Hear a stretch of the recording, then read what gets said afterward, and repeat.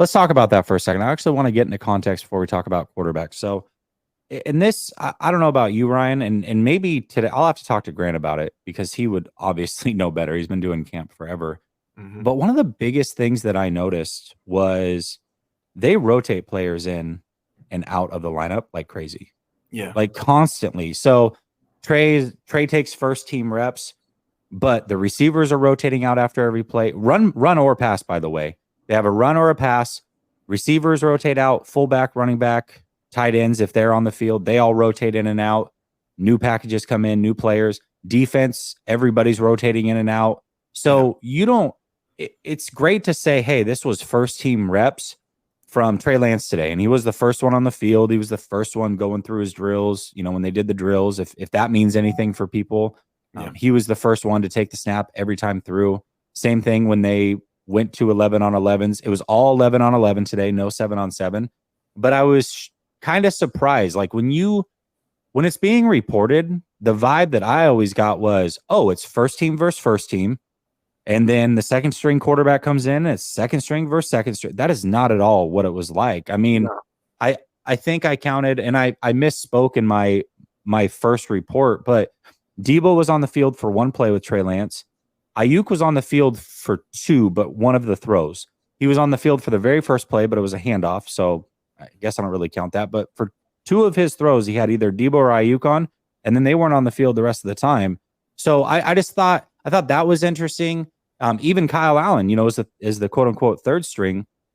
He was playing with first string guys, and he was playing against first string guys sometimes. Yeah. It just depended on how the rotation went. So I thought that was good. And the other thing is this, you know, a lot of people wonder how content creators and reporters have different numbers because things happen so quickly. It's very, very easy to count things differently. And I'll get into that a little bit more when we get to the quarterbacks, but Yeah. I can see why there's some differences, which for me is really good to actually be there, taking notes, bouncing ideas off of people. Cause now this is the context that I did not know, did not see, and really haven't heard.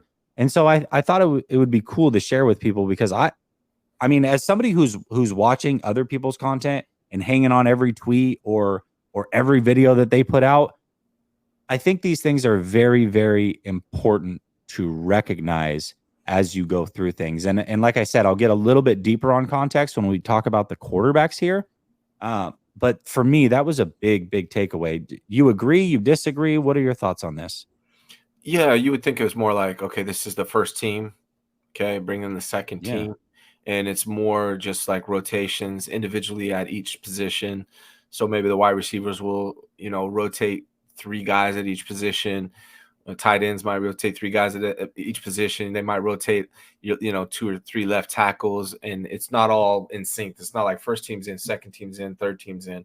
Really what it is a pecking order. And one thing that I think, people need to realize too, we hear the narrative that the 49ers are out on Trey Lance, and maybe they are. I don't know. But what I do know is that minicamp, OTAs, and training camp, whenever Brock Purdy's not there, he's the first guy out there.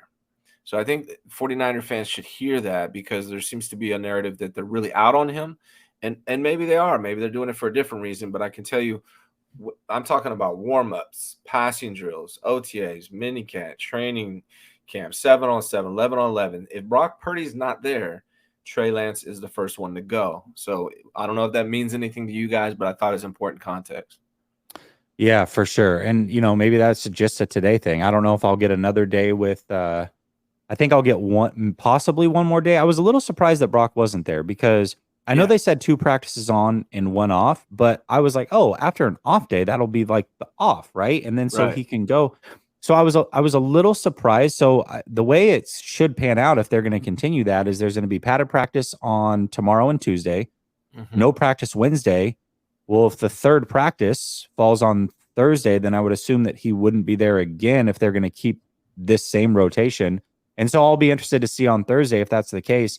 If it's Sam or Trey during some of the warm-up stuff, it could have just been today. I have no idea. You know what I mean? I'm just going off of what I saw. So I think all those things are important.